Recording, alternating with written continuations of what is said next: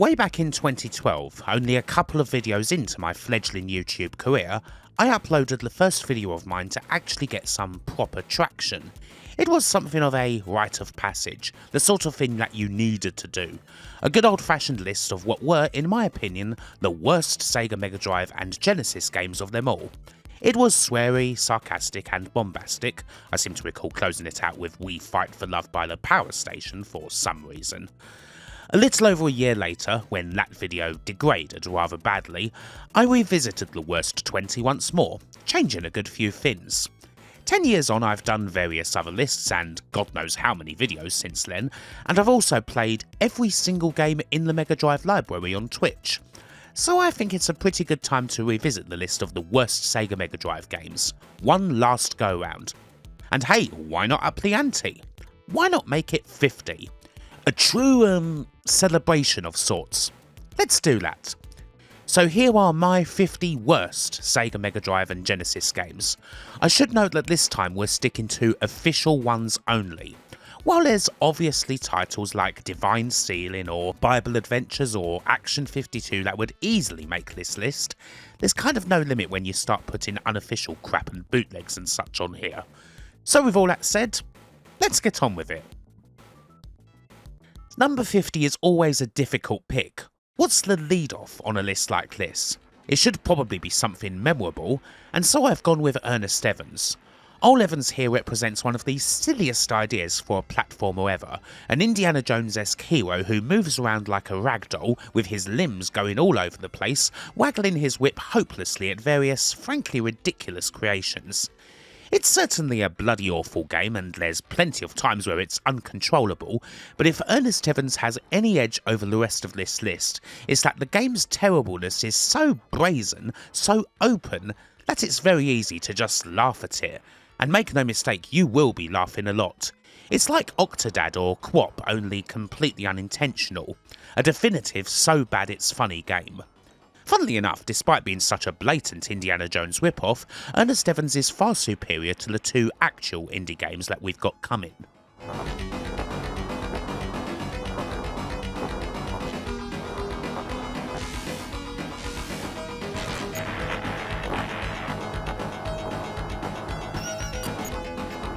If you were a fan of the Disney cartoon Bonkers back in the day and you had a Mega Drive, well, you might feel a little swizzed. While the SNES got a perfectly decent platformer courtesy of Capcom, the Mega Drive got something completely different, a collection of 4 completely stultifying minigames, all of which go on way too long. Now this was part of the Sega Club line, meaning that it was ostensibly aimed at children, and so it would be very silly to expect anything complex here, but even still, this is just mind-numbing. It makes me want to go and load up Richard Scarry's Busy Town instead. I mean, at least there I could screw around with people using the wind, or squirt endless water at the panicking family rather than the fire in their house. This to me is a really crappy sort of kids game, the sort that is basically, we don't give a shit, plunk some bland minigames in there, sit down and shut up, and nothing else.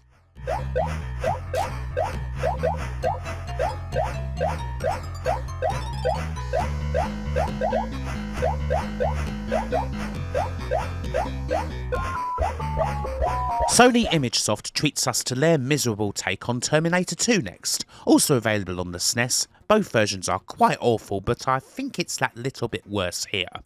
A mixture of painful side-scrolling stages where you trudge around in the relentless search for nondescript future objects, and your reward for completing them is taking part in one of the most infamously terrible and uncontrollable driving sections of the 16-bit era. It's not quite the worst Arnie-related game on the list, but especially speaking from personal experience as someone who really wanted a fine Terminator-related adventure back in the day, Terminator 2 was a crushing disappointment. Obviously you're better off just sticking with the conversion of the arcade game.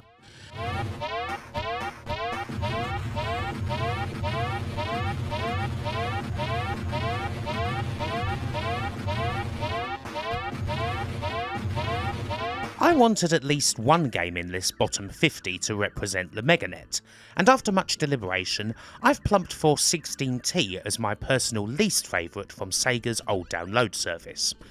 While there are some quite decent games from the Shoutouts, 16T is kind of the perfect example of the sort of crap you tend to get on there. It's not that it's a simple game as most of the Meganet games are, it's that it's just so badly executed, with such shoddy movement, and a general concept that usually results in you accidentally flattening yourself with one of those big weights, rather than actually being taken out by an enemy. While there are some other Meganet games that I have no time for, particularly the various Pyramid Magic titles and Sonic Eraser, I've just got to give the edge to this one. It's this sort of bad game that I imagine made the game library a rather disappointing and short-lived turkey in the end.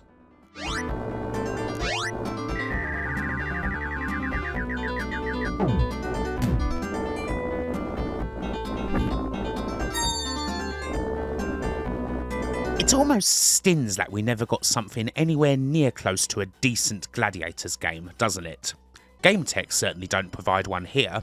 Even if the events themselves may be familiar, whether it's the Powerball, the Wall, the Eliminator, or the iconic Poodle Stick Fest that is the Duel, they just can't help stinking. A typically bad Gems soundtrack adds a little cherry on top to the experience, which is mainly spent wondering just what the point was of offering up something so relentlessly basic and mind-numbing without any of the added pomp and cheese you would find in the actual show. An utter bore, and a title that you would really have to kick yourself over if you chose to plonk notes down on it.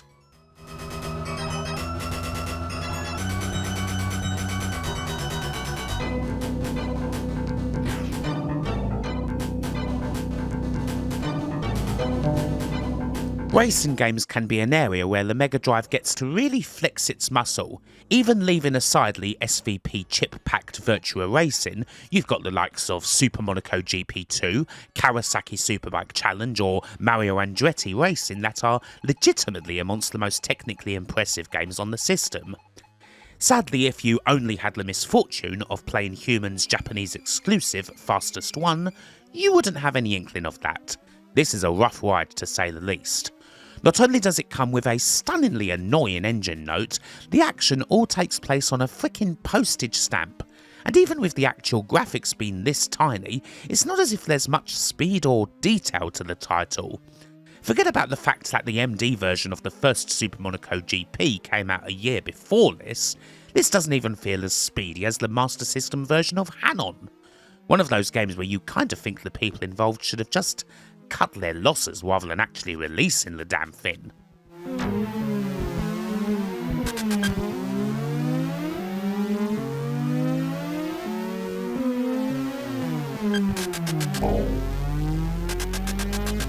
It's perhaps a testament to having played every Mega Drive game that Strider 2, or Strider Returns, a game that was easily in the top 10 when I first made a list like this, is now only number 44. Not that it isn't complete rubbish, of course. It is the stinking Euro platformer version of Strider, coming at you with awfully slow speed, generic and unappealing levels, and a general vibe of the game being much better suited to the microcomputer platformers it originated from. And here you don't even get the joys of suddenly transforming into a frickin' robot when you reach the boss. If nothing else, Strider 2 is known for having stunningly clear voice samples for a Mega Drive game. Although it must be said that if you're having to list clear voice samples as one of the game's main positives, you are quite clearly clutching at straws. You are better off playing this on the ZX Spectrum, if you're actually going to play it at all, which you probably shouldn't.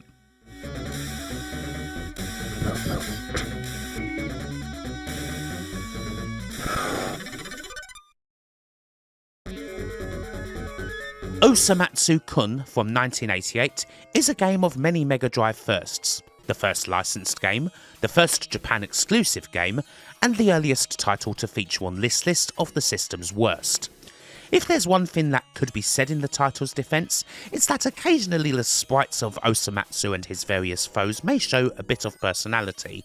But really, that's it. And it doesn't help with the irritating maziness of the game's stages, the sort where you kind of just go around without much of a clue, taking various exits into areas that appear to have zero connection to the one that you were just in. And oh boy, some of those areas are really quite painful to look at as well. People used to think that Super Thunderblade was the worst of the system's earliest crop, but no, it turns out this little game here was always the true stinker. makes Alex Kidd in the Enchanted Castle look positively euphoric by comparison.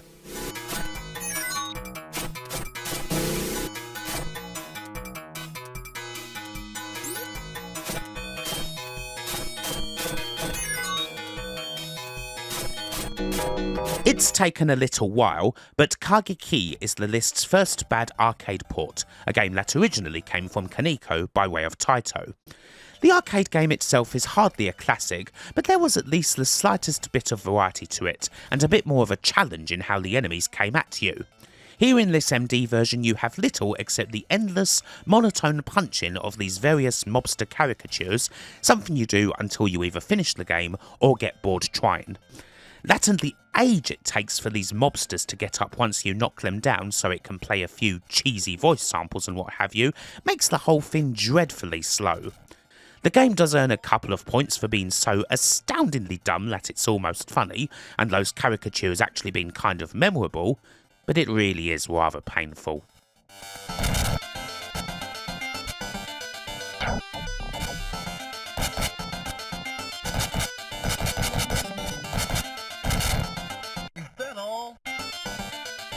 And here's another port. I mean, geez, Double Dragon really got a bad deal on the Mega Drive. This won't be the first time we see Billy and Jimmy. Hell, there's basically no even half-decent DD game on the system beside their collaboration with the Battletoads, and Double Dragon 2 The Revenge is quite the shocking port of the arcade, although it did only come out in Japan. This is the straightest port of the arcade game that you'll find on the console, but it's a total dud. Just from the graphics alone, it's quite shockingly drab, but that's the least of the game's problems. The slowdown is infamous. When more than 2 sprites are on the screen, it feels as though the cartridge is about to melt away into nothingness because, for whatever reason, it simply can't take it. It goes without saying that even if the DD2 games on the NES or the PC Engine aren't exactly faithful arcade ports, they're so much better than this that it's not even funny. Hell, I'd rather play a microcomputer version of Double Dragon 2 than this stinker.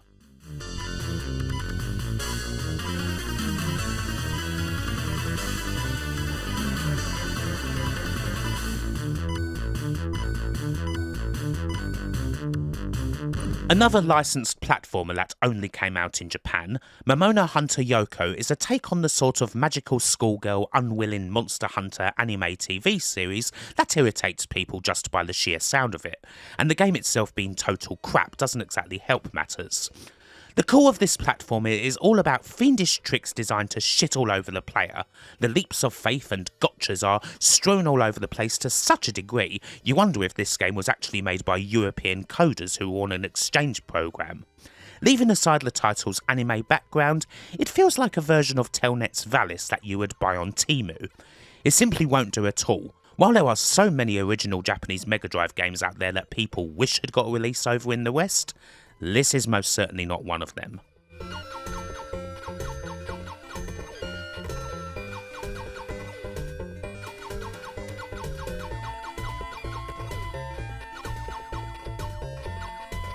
The Mega Drive is pretty well known for high quality shoot 'em ups, which is something that makes the bad ones stand out all the more. Ex-Dazedly Ray's main crime is being perhaps the most generic and boring space shooter you can possibly find, but there's some other things that put it down with the worst of the genre on the system. Mainly, the absolutely grim graphics that actively affect the quality of the game, with enemy bullets that don't stand out from the background at all. As such, the majority of deaths in XDR tend to come from something that didn't even register in your vision, as opposed to simply making the one move, and that's most certainly annoying enough to get into the bottom 50. I mean, making the enemy bullets actually visible should be a rather basic thing in a game like this. I'd have thought that, wouldn't you? Can't be that bloody hard to do.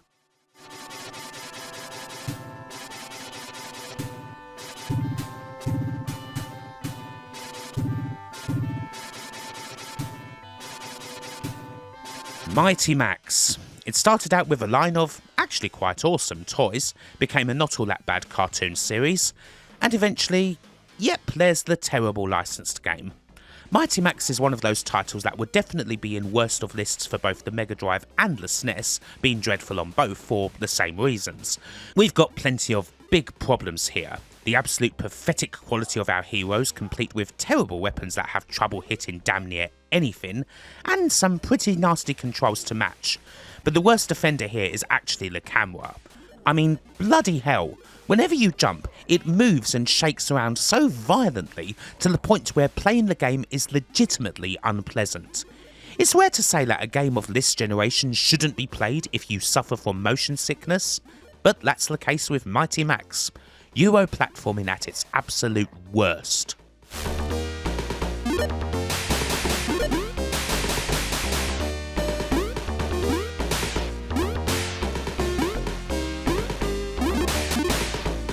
Coming in as a late substitute after my expected pick for number 37 actually ended up being something I gelled with and ended up enjoying far more than I thought I would. More on that another time perhaps. Good old dependable tier techs are happily able to do their duty and fill this spot in with Indiana Jones and the Last Crusade. While a much, much worse indie related game is coming, this is still bloody awful. Indeed, it's a lot like the earlier Strider 2 in that it's basically a microcomputer game that, for some ungodly reason, is here on the Mega Drive. As it happens, this was a much worse micro game than Strider 2, a banner title when it comes to the worst things about US Gold, so it's not as if you're missing out on anything over there. You can kind of see similarities between this and Strider 2 in fact, but Indy wins out due to being so useless.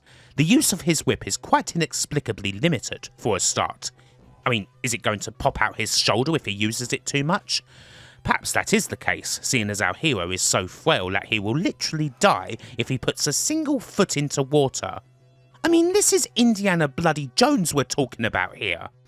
But sadly, even one of cinema's most daring adventurers is not immune to the rigours of the bad Euro platformer, something that this game does well to wrap up into a neat little package, one that should be marked with a big red X.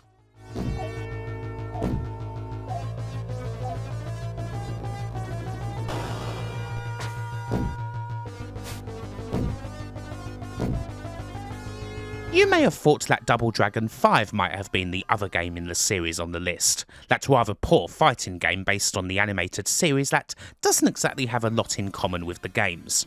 And yeah, that's bad. But no, Double Dragon 3 is far worse. Now this port's kind of behind the 8 ball already, seeing as it's based on an arcade game that frankly stinks to high heaven, but even then TradeWest managed to put out a botched version of it.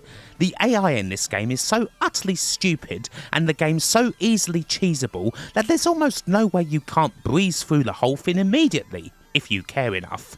And the music, my god. Again, that was bad in the original arcade, but here on the Mega Drive it's an absolute ear bleeder. Terrible arcade, terrible port, and still the absolute nadir of all things Bimmy and Jimmy.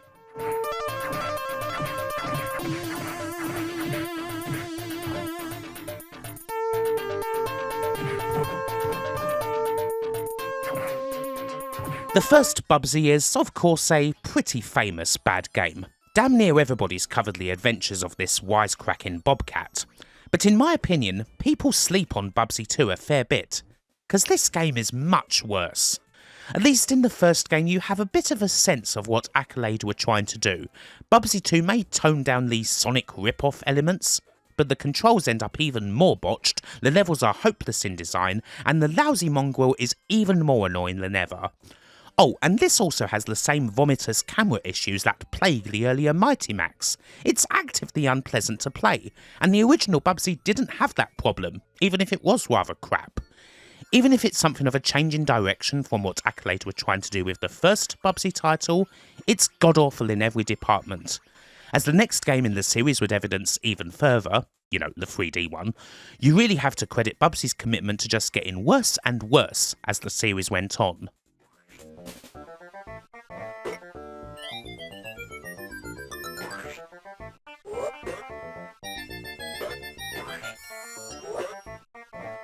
Curse was the first shoot-'em-up released on the Mega Drive, and unfortunately, yep, it's one of the worst. This is a perfect example of one of those games that would look quite nice indeed in a screenshot. Just look at how much seems to be going on. Wow, it's so pretty. But then playing it, it's just a mess where, again, the graphics actively interfere with any attempt to play the damn thing, And that's topped off with a slow, juddery speed that only serves to make your brand spanking new high-definition graphics machine look like a pathetic little weakling. And even with all that, well, the game is mind-numbingly easy for damn near all of its duration, only bothering to wake up a little at the final stage. There's some nice music here, but that's nowhere near enough for this game to travel away from hopelessness.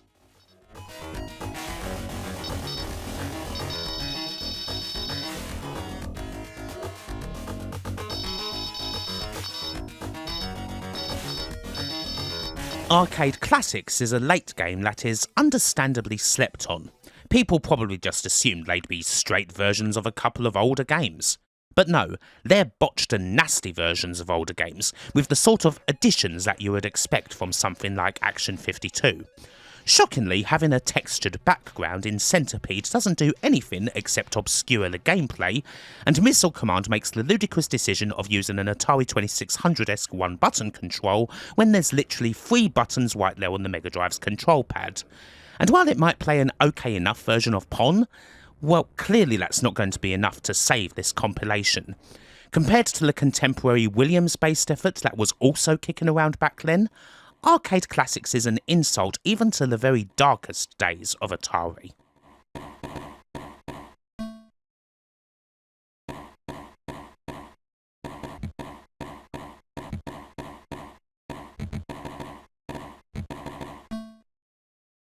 Jumping way forward in the Mega Drive's timeline, we have another miserable licensed cartridge that would have been better if the WOM board inside was taken out and replaced with belly button gunk. The only positive of Tintin in Tibet is that yes, it does look quite nice. Everyone's sixth favourite or so young and precocious roving European Boy Scout is, indeed, very well represented, in a way Hair J would have surely been happy with. However, if you actually showed Hair J the gameplay here, he'd have probably spat at you. Poor Tintin is little more than a feckless cretin here, often struck down by the most irritating sort of puzzle platforming and seemingly incapable of jumping over anything.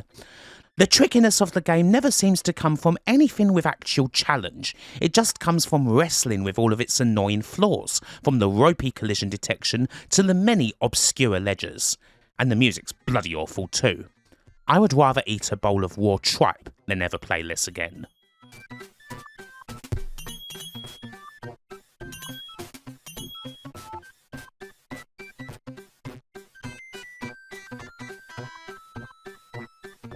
And here we have another from the bad port of a bad arcade game pile. It's hard to know just what Taito were thinking with Rastan Saga 2 to begin with. Taking an absolute beaut of an original title, stripping every last bit of joy out of it, opting for the plainest of gradients over the original's vivid skyscapes, degrading every single enemy, and turning our Conan-esque hero into a complete and utter gonk. The amusing thing really is that technically, there's nothing at all wrong with this port. Rastan Saga 2 on the Mega Drive is a pretty accurate take on the arcade original. It's just that the original was already horrendous, more than enough to get all the way up here. At least it has some rather hilarious English translation going for it, but this is still one of the worst video game sequels of all time.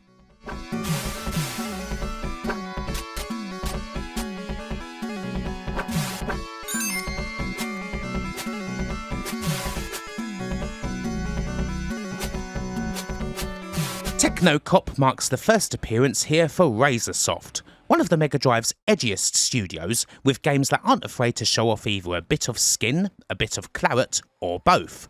Sadly, all of their titles were also dreadful. Mostly they were bad versions of already quite ropey computer games, and Technocop is no exception. You may get a tiny kick out of the stupidity factor here. This is, after all, a game that features drug-using enemies in party hats who are trying to lop your head off, and they explode in an almost comical amount of blood and viscera the moment you shoot them. I mean, it's like the whole game was essentially designed to blow a big raspberry in Joe Lieberman's direction. No amount of controversy courting can save the wretched amateur hour gameplay. Slow, unresponsive, threadbare. It's just quite a rotten little title, but we do have a much, much worse game from Razorsoft to come.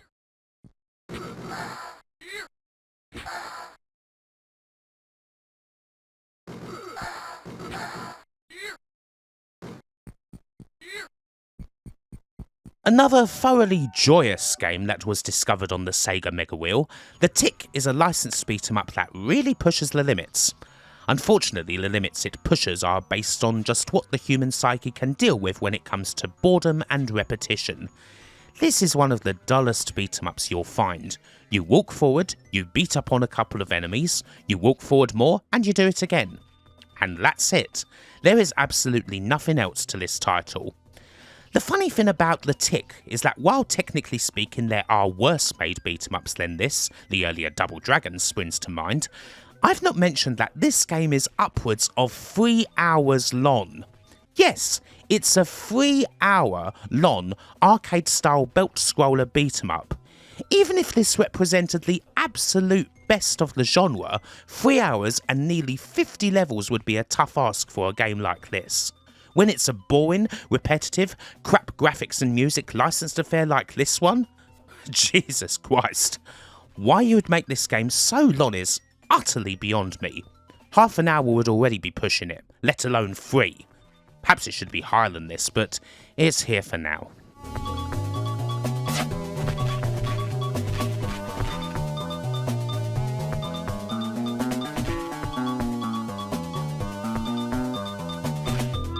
There will always be a place for Rise of the Robots, even if today it's only at number 28.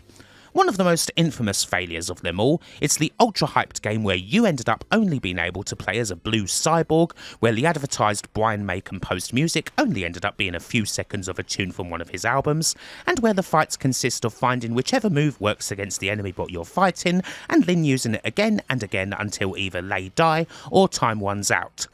And this is one of the better versions of the title that came out, seeing as it was released on damn near every platform out there. All the bells and whistles in the world couldn't save this one when it was finally exposed to the general public. As Jonathan Davis in Amiga Power put it so bluntly back in the day, what an astonishing waste of time.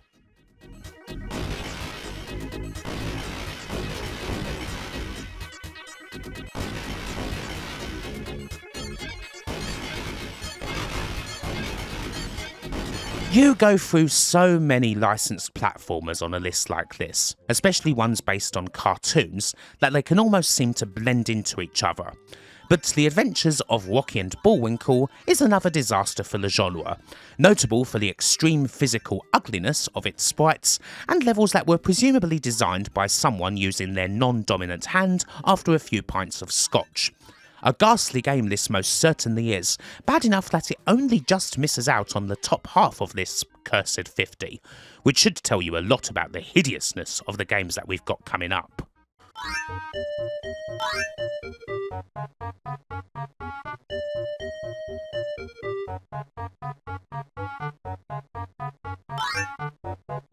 As an entrepreneur, Big George Foreman has made literally hundreds of millions of dollars from putting his name on things, particularly his lean, mean, fat grilling machine. However, he couldn't quite apply the same Midas touch to video games. Foreman for Real is the worst of several rather bad boxing games licensed by him. You've got the typically nasty digitised sprites with the faces that don't quite match the body, and in this universe, well, you just press buttons. There's no strategy at all here, just hammer those buttons relentlessly until either you get knocked down or the opponent does. Even Rocky Balboa's arms would tire out immediately from throwing all these haymakers. The only reason to play this at all is if you want to spend a chunk of time admiring the back of George Foreman's head, and honestly, I have no idea why you would want to do that.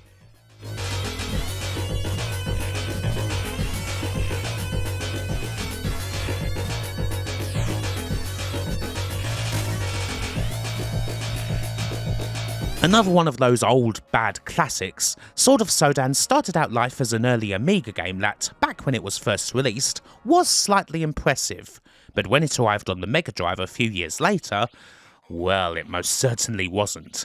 This is another one of those terrible games that you can laugh at somewhat. It's your sword-slashing hero versus endless lines of bad guys that you repeatedly stab in the nether regions, all while the birds are chirping in the sky in a manner that kind of reminds me of a PGA Tour golf game. And yes, there's the odd bit of claret and head-lopping too, because we're playing a new and totally cool system that's oh so much better than that childish NES rubbish and all of that. The occasional titter at the stupidity of what you're seeing, alas, does little to numb the pain of actually playing this shit pile. A good way to welcome us into the list's second half, I'm sure you'll agree.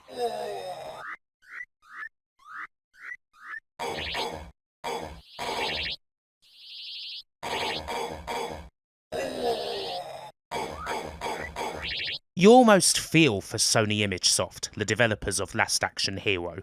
They were told that they had to create a game based on an Arnold Schwarzenegger film where they didn't have the rights to make the character look anything like Arnie, and they were also told that they couldn't have him using any kind of gun.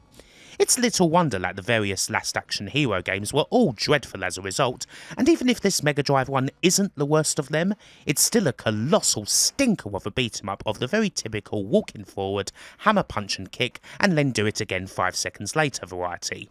You get the odd driving stage and what have you to mix things up, but those aren't a lot better. Still, the defining moment is whenever you get to break down a door. When you kick it apart, it lets out a human groan. Even the environmental objects weep here in this pile of licensed excrement.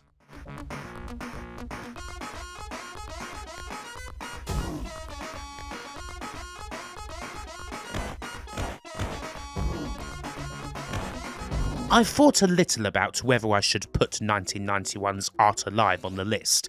It is, after all, not exactly a game, and more like a toy. But when you consider that the SNES had Mario Paint, and this is what we had to deal with on the Mega Drive, it's hard not to feel slightly aggrieved by it. It really takes something to make such a complete botch job of what is essentially paintbrush, something so limiting and painful to navigate that, even as a young child, you couldn't help but be confused and frustrated by.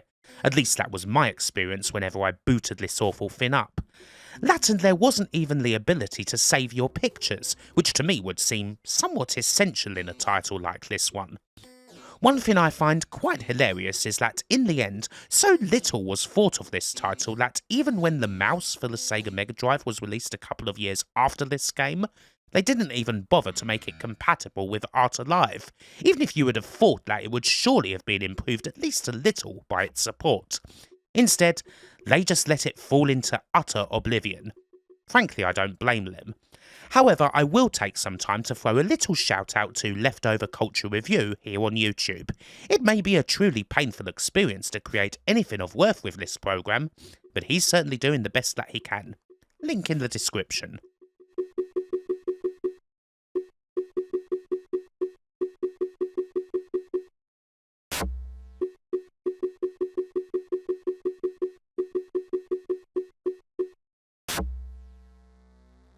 Geez, another bloody awful licensed beat-em-up is coming. It takes quite a bit to be worse than a game like The Tick, but Toxic Crusaders manages it. This big old pile of guff takes the much-loved Trauma Team characters and puts them in a nasty mess of a game, one where the hit detection is all over the shop, and you spend a lot of time getting pinballed around whenever you get hit, which is never not annoying. In fact, it's made even more annoying by the worst fuddy sound effect known to man. Seriously, all I can think of with this game is that endless banning sound, the one that's like a broken bass drum. I suppose you wouldn't expect a game based on Lloyd Kaufman's characters to be good. Hell, perhaps it's more faithful for the game to be total rubbish. But there are limits, and this one isn't even humorous in its badness. It's nothing more than complete cack.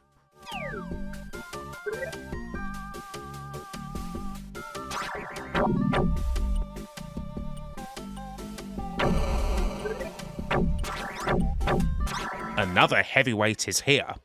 Once again, Wayne's World is a terrible game on both the SNES and the Mega Drive. Just one look at a screenshot would tell you that. But as it turns out, it's just that little bit worse here on the Mega Drive. While the game is precisely as nonsensical and tough to control, this goes the extra mile, with all the speech samples and gameplay and music and all of that being just that little bit more annoying. However, you know what truly puts this ahead of the SNES? Well, if you thought that the Bohemian Rhapsody cutscene on the Big N's console was bad, just look, or rather listen to it, here on the Mega Drive.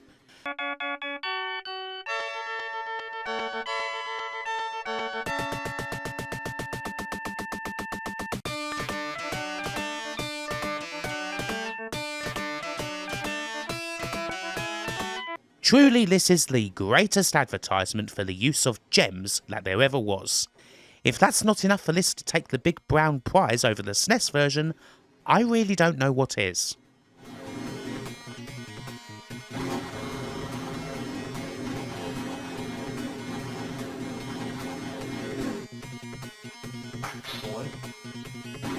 The top 20, or rather bottom 20, begins with Time Killers, another pretty strong contender. It's Strata's Mortal Kombat rip-off complete with big weapons and the chance to take all manner of limbs off of your opponents, even winning the fight automatically if you make them a head shorter. The frustrating thing about Time Killers really is that, of all the many MK rip-offs that were kicking around at this time, it's actually the one with an intriguing idea, something that could have been good if it was executed better. The game's arcade sequel, Bloodstorm, isn't actually too bad. However, Time Killers was amateurish rubbish in the arcade, and it's certainly no better here on the Mega Drive. It does look and play like a game that was coded by children.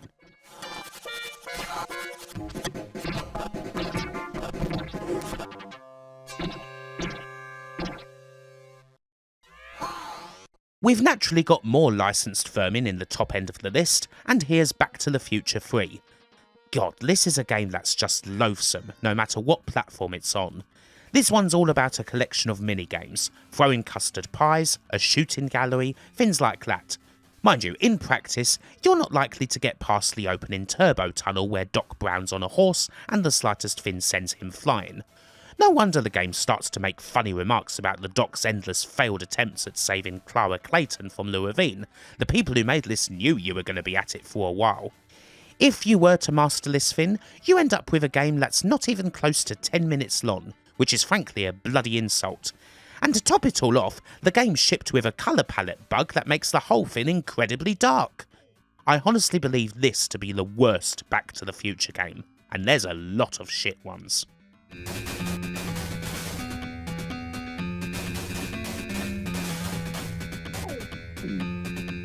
I couldn't not have a football game in this list, and when it comes to the very worst footy game on the system, well, I can't go for anything other than Pele.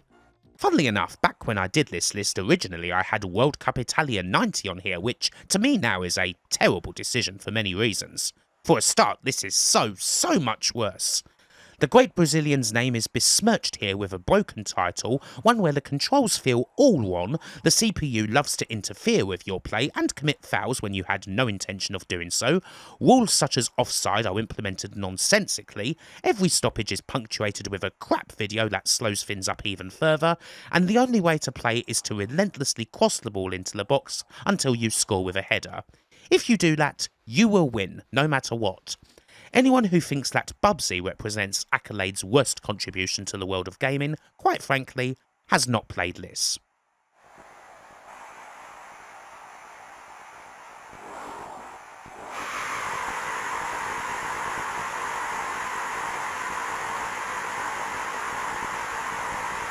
Captain Planet is another one of those franchises that couldn't help but be burdened with terrible game after terrible game. While that might be just as well considering the lousy quality of the cartoons themselves, our pale blue environmental superhero and his friends surely didn't deserve this one. If you were to think of the worst 90s western platformer cliches as a band's live set, this is one that would knock people dead. All of the nastiest, most gittish tropes are here, and they're all played flawlessly. Just get a load of these god-awful levels, the misery of the sewers, the controls that feel like they've been chewed up by a dog, the staggeringly obnoxious and overly metallic music and sound effects that really bring it home. Captain Planet almost feels like it's made purely for the purpose of hating it, considering how it revels in just about every bastard's trick in the book.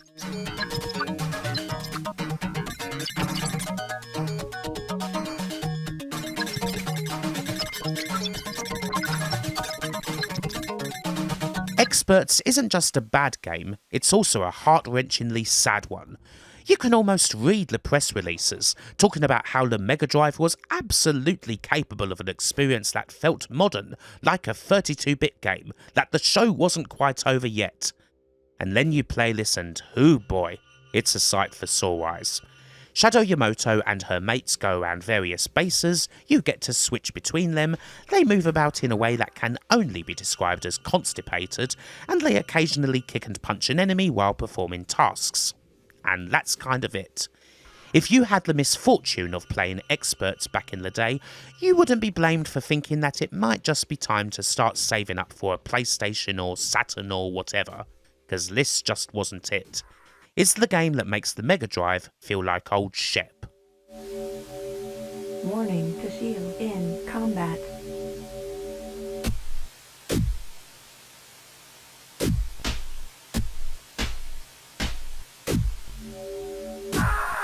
More terrible kids game action is on the way. And geez, kids games don't get much worse than the Great Waldo search. It's not impossible to make a good Waldo, or Wally, game. Take a look at Sega's own Wally no Sagase arcade for something that's weird and quite entertaining. Hell, a generic licensed platformer with the character would have almost certainly been better than whatever this is. And whatever this is basically just the book. Bunch of images, go find Waldo in them, and that's it. You could actually beat this whole thing in 5 minutes. Even by 90s licensed standards, this is staggeringly unimaginative, and indeed rather insulting. Why would you plunk down £40 or dollars or whatever on this when you could get the exact same experience from the book? Hell, you could probably buy at least 5 Where's Waldo books for that money. Just go absolutely nuts on them. Keep your kid happily scouring those scenes for ages. That would be so much better than this trash. Mind you, it is a shame that this only ever got released in North America and didn't get a European version. The Great Wally Search would have at least been a much funnier title.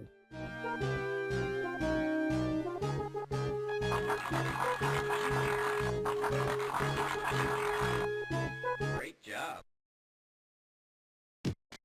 Ugh, Ultraman.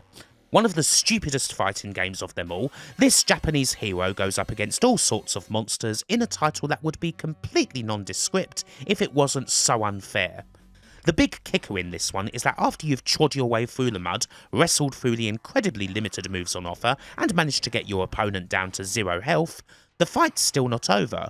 You have to finish them with the Specium Beam, which takes ages to charge up.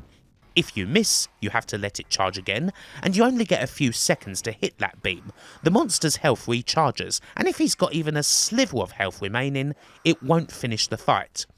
Naturally, the enemy doesn't have to do any of that, and simply has to empty your health bar. This godforsaken, stupid, and pointlessly unfair mechanic is enough to put this down as one of the Mega Drive's very worst titles, although unlike the SNES version, at least this one only came out in Japan.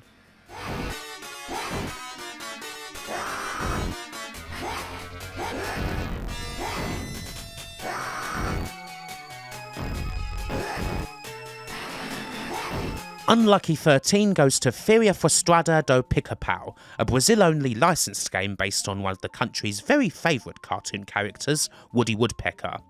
Unfortunately, Tectoy's efforts here really don't come up to scratch. It's got some of the worst collision detection you'll find in a 16-bit platformer, there's barely any iframes so you just get bounced all over the place, Woody's jump is nigh on uncontrollable, and his attack is basically useless. Even if the massive popularity of Sega in Brazil is always an intriguing subject, and even if it's cool that they ended up getting their own games, alas, this is a disaster. They were better off making those Monica's Gan-based hacks of Wonder Boy and Brazilian Who Wants to Be a Millionaire. Hell, even Duke Nukem 3D ended up coming out a lot better than this original effort.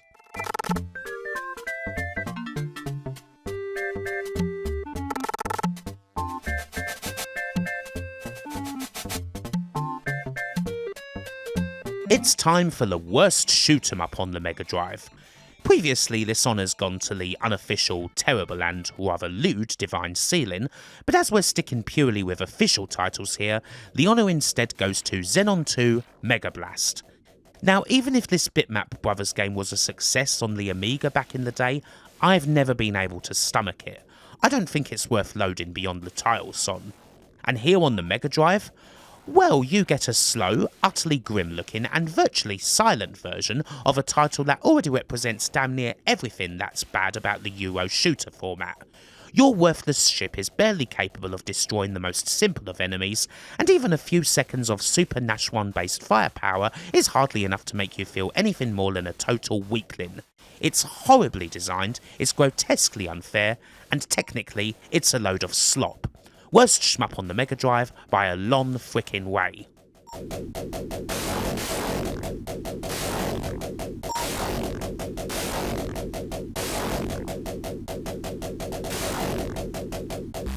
This one's almost surprising. After totting everything up, it appears that Dark Castle has just missed out on the bottom 10. Surprising perhaps for something that's usually amongst the Mega Drive's elite when it comes to dreadful games, but then in the previous list it was also number 11. Already an ancient computer game by the time it arrived on the system, Dark Castle is well known mainly for just how pathetic your character is. Even the slightest raised bit of ground is enough to send him crashing to the floor, dizzying him when he gets up, and this is usually enough time for some other enemy to take you out. With only a handful of stones at his disposal that take an eternity to aim, he is a good shout for being the weakest hero in all of gaming history. Again though, Dark Castle is one of those games that is so hilarious in its badness that you almost can't help but keep playing it, just to see what utter crap's going to come up next.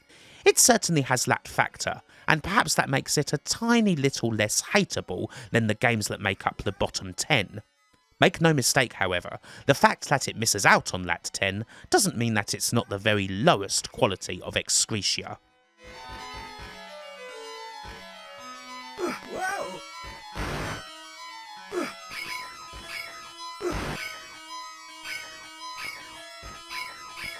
The game that was so bad it infuriated Disney to the point that they almost cut off their relationship with Sega completely, Fantasia is a fine way to start off the bottom 10.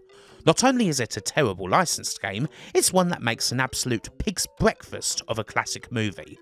This is another one of those games that may not necessarily look too bad if you see a screenshot of it or watch it in action. You might think some of the graphics look nice, or that there's some decent animation or whatever. It's only when you play it that you realise it's one of the most frustrating and stiffest platformers around. Mickey's jump in particular is so delayed and uncontrollable that even the simplest platforming sequences become unnecessarily difficult. And then you've got the music, these wretched and basic versions of the pieces that made up the movie. Not exactly the best approach when you consider how central that music is to Fantasia as a whole, is it? And this was also the follow-up to the almighty Castle of Illusion. The decision to ship this off to bloody Infogrames of all people was, needless to say, not a good call whatsoever. It's a game that gets everything wrong at every stage.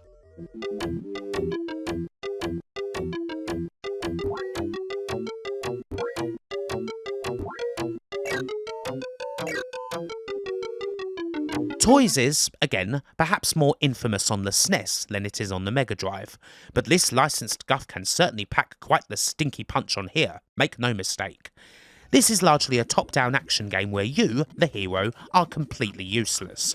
You have a whole load of weapons at your disposal, but they're all a total pain to use, and even the bog-standard enemies have little trouble avoiding every attempt you make at destroying them, taking you out with ease. There are various other gameplay sections in the game, but not only are you going to need lots of luck to actually see any of them, they're all just as poorly done as the main body of the game. If you thought that the Toys movie was bad enough, the game of the movie manages to sink even further down into the mire.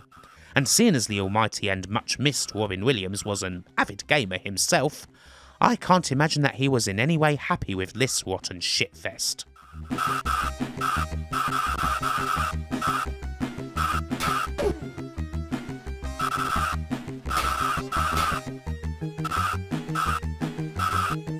Yes, there are still some really bad fighting games on the list, and Heavy Nova's naturally still going to keep a strong position. This is a game that promises so much. You stick it in, the intro's fantastic, the music's great, you think you're in for a good time. And then the actual game starts and your robot is a slow and creaky pile of bits and bobs. Once you get past the short initial side-scrolling, you get some truly awful one-on-one action. The prize mechanic here is that if you take too many hits from your opponent, your stamina goes down to the point where you quite literally cannot perform any attacks. You know, kinda like Dark Souls or Neo or something like that, but you have virtually no way to defend yourself, so good luck avoiding the enemy's continued beating. The only way through is with relentless cheesing, and, well, what's the point of that? The game advertises so many moves that you can apparently do, and yet half the time it's a mission just to throw a single punch. This game is the definition of having all the gear and no idea.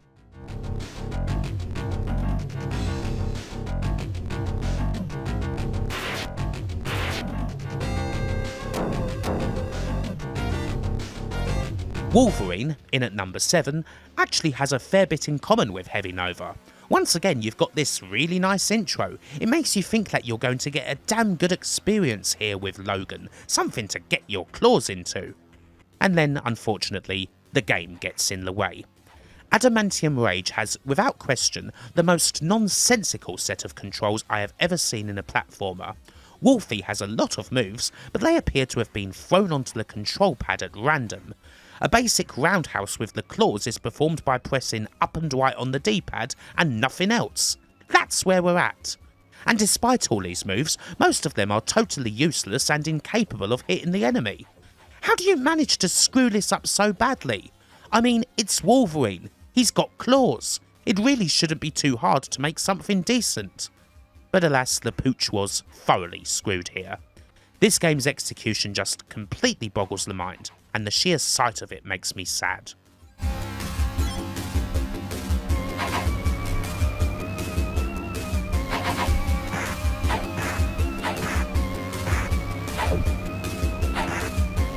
I am now in the enviable position of having played every single sports game on the Mega Drive, a feat that should probably put me in line for an honour of some kind. I feel that having done this, I have some authority when it comes to saying what the worst sports sim on the console is, and in my opinion, nothing comes remotely close to Chi-Chi's Pro Challenge Golf. Chi-Chi Rodriguez, a figure beloved by all fans of crooked stick meets ball action, has his image desecrated by a title that, at first, just seems rather standard and basic. You knock the ball down towards the hole with pretty much zero in the way of options. This is kind of bad, but the true nightmare begins when you reach the green. You have zero guidance when putting, no way whatsoever to read the green, and 9 times out of 10 the ball will lip out of the hole that's seemingly protected by a force field, ending up 15 feet away when you swore it was going to go in. The very act of putting in this game is one of the most frustrating and annoying things you can do on the Mega Drive, and the general incompetence of the rest of the title is enough for it to beat out any other attempt at recreating a sport on the system. More than worthy of this number 6 spot, in my reckoning.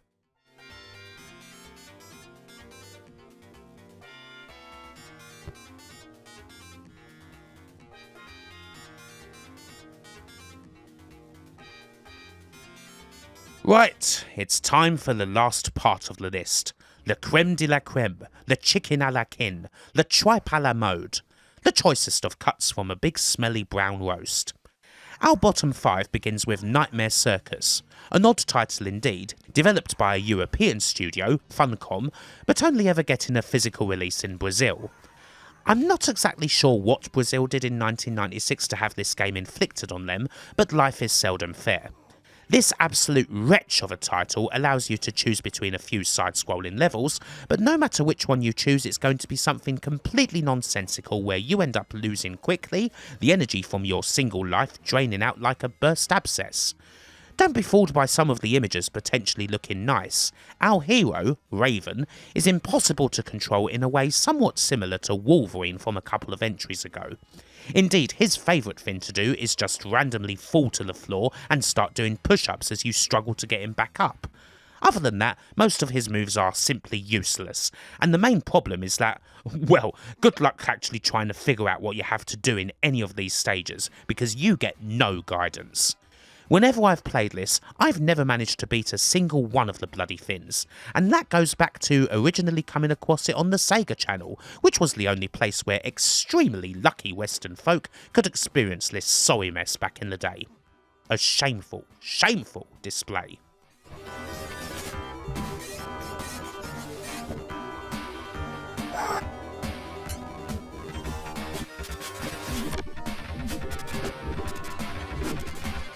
We've had a few terrible fighting games on here, but it really shouldn't come as any surprise that Slaughter Sport is still the absolute worst of them.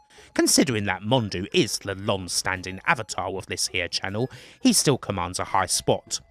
Once again, Slaughter Sport, otherwise known as Ton of the Fat Man or Mondu's Fight Palace, was an old computer game before coming to the Mega Drive, one that hadn't aged terribly well but at least had its day in the sun. But Razorsoft and Mediagenic's Mega Drive version would eviscerate the poor thing. Here in 1990, the year before Street Fighter 2, we have this horror. Your character can do virtually nothing. We still have the stiffest and least responsive controls I have ever seen in a fighter. You won't even throw a strike unless you hold the button down for dear life, and even the act of turning around is so much more painful than it should be. There are a couple of special attacks available, but they are completely useless and have almost zero chance of hitting the enemy. Honestly, unless you get really lucky, it's so much of a challenge just to get past the very first fight in single player that most people surely never bothered. And while it goes without saying, the graphics are horrid and the music is some of the Mega Drive's worst. Utterly listless. Still, where would this channel be without the big mouth in Mondu's stomach welcoming us all to the Fight Palace? He will always be honoured, and obviously a continued place in this top 5 is the best way to do that.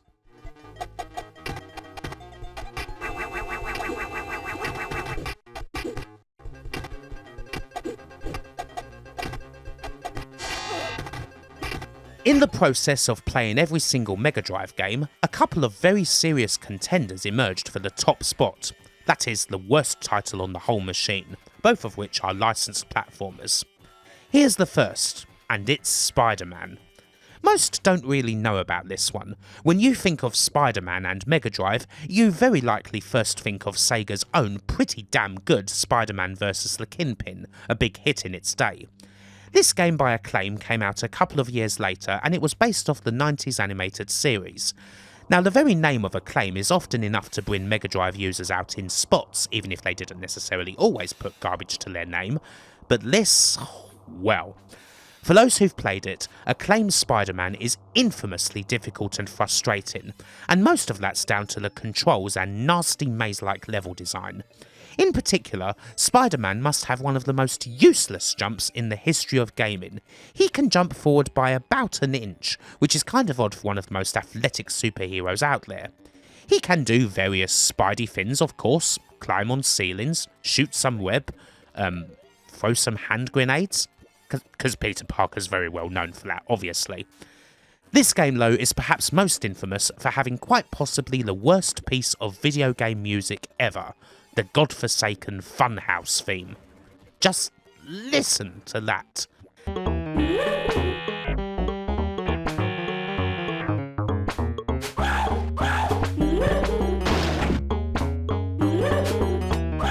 And then imagine listening to that for hours as you try to make your way around this ghastly level, almost immediately getting lost doing so, and having that on repeat throughout the whole thing.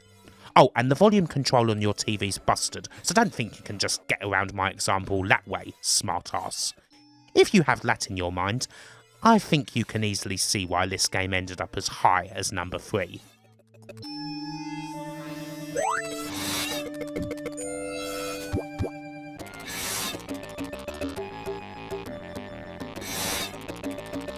It's runner-up time, and it was so close, seriously. I never thought I would find a game that could beat the long-standing number 1, but then I came across this one and, oh boy, it was the fight of a lifetime. In the end, Instruments of Chaos starring young Indiana Jones is number 2. The Mega Drive's champion when it comes to the very worst of licensed garbage, and in fact a good contender for the very worst licensed game I've ever played. And believe me, I've played a lot. Based off the TV series, you again get to choose your level, and once again you will basically be monstered, no matter what. Young Indy is just shocking. The hilarity of his jet black licorice whip, that is one of the slowest weapons ever seen in a title, you know, because whips are famous for being slow, heavy weapons, is just the start of the horror.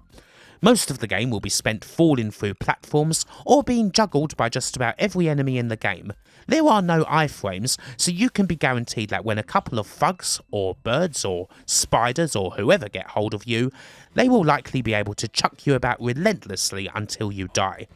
Even pistols and grenades are virtually useless in our young archaeologists' hands. The odd bullet here and there cannot stop this onslaught. Jeez.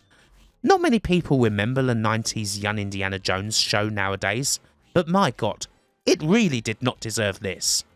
Hell, I can't think of too many shows that would deserve a game like this one. It's just too horrific. It makes the earlier Indiana Jones and the Last Crusade look like Castlevania Bloodlines. This is a catastrophe. The true final boss of licensed platforming. A worthy runner-up indeed.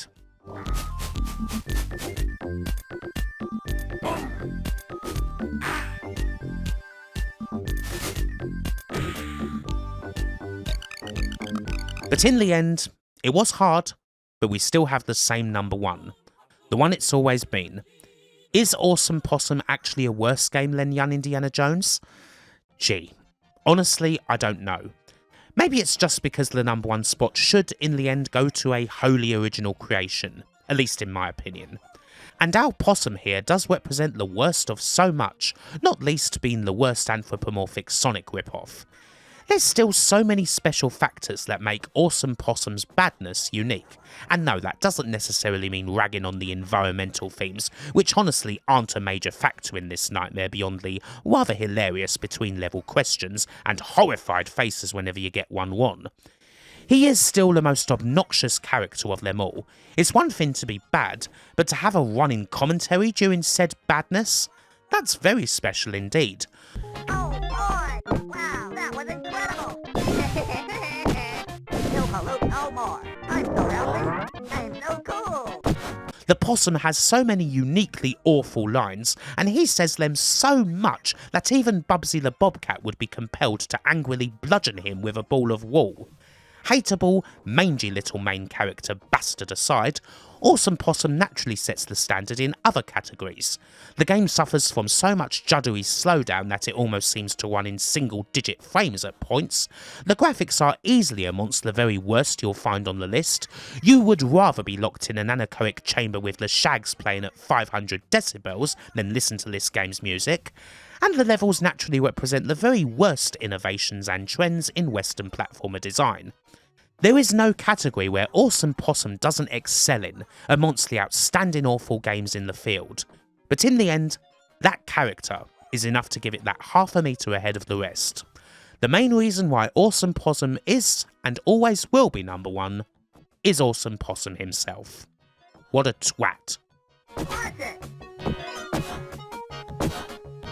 You'll pay for that.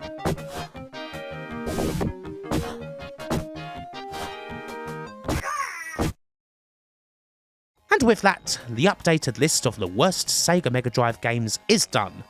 Perhaps now I can treat myself a bit and put all of these games to one side. Some of them do hold a perverse place in my heart. They're amongst the very first titles that I covered on this channel, after all. Games from the Mega Wii Views days. Still, I'm sure I'll likely have to fire the odd one up every now and then for a video or whatever. If this is the big final tour, then that'll be the occasional special guest appearance. But just as playing the whole of the Mega Drive library was a worthwhile endeavour, having a definitive countdown of the system's true dogs was one too, even if it is most certainly a test of endurance. In any case, hopefully you've at least enjoyed the results, and until the next time, bye for now.